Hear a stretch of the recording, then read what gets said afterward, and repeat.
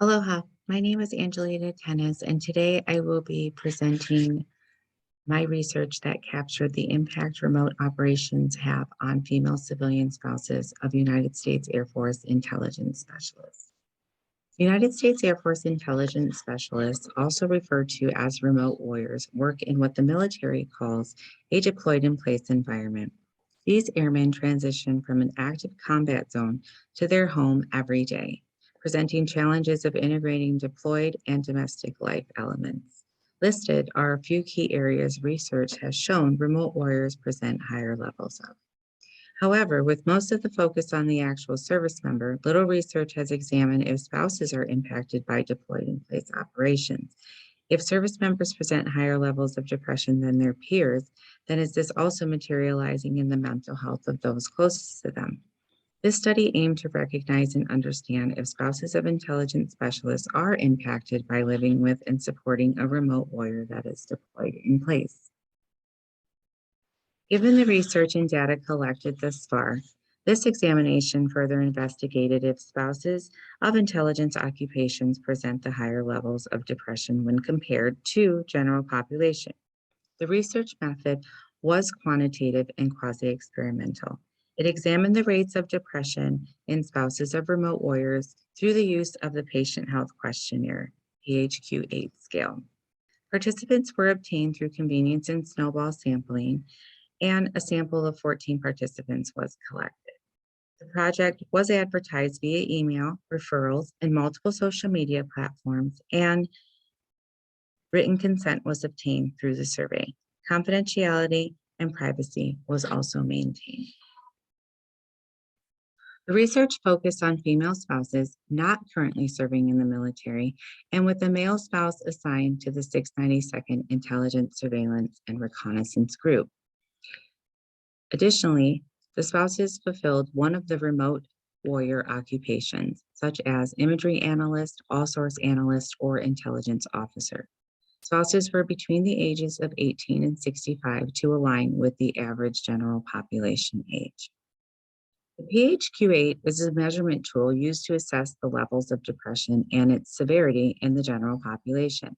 This questionnaire is a standardized and validated 8-item scale and is used as a diagnostic measurement tool for depressive disorders in large clinical studies.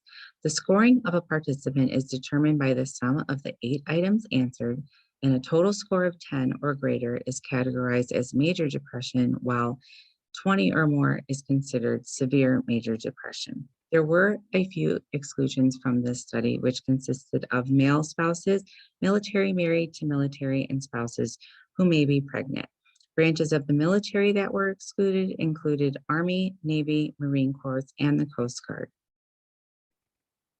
Hypothesis 1 predicted that the U.S. Air Force intelligence specialist spouses will present higher rates of negative mental health symptoms, specifically depression, than the general U.S. This hypothesis was confirmed because the results showed a statistical significance. The study sample of 11 civilian spouses with a mean PHQ-8 depression scale score of 11.91 with a standard deviation of 4.592. When compared to the general population's mean score of 6.63, civilian spouses of intelligence specialists showed significantly higher rates of depression. As depicted in the table, 54% were symptomatic for depression with a score of greater than 10. When analyzed by age, only the 35 to 44 age group showed no signs of depression, and the 25 to 34 age group scored the highest, averaging 14. And the 18 to 24 group showed signs of major depression with an average score of 11.